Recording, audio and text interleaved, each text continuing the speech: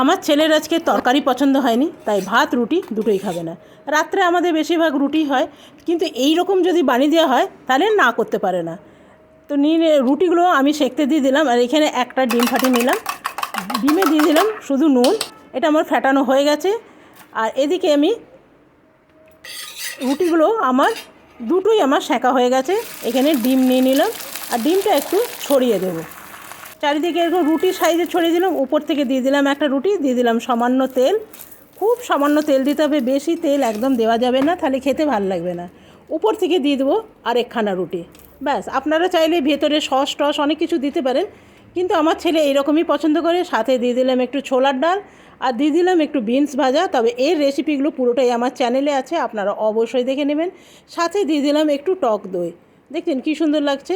আর রুটিটা একদম এরকমভাবে একটু রোল করে দেন, দারুণ লাগবে।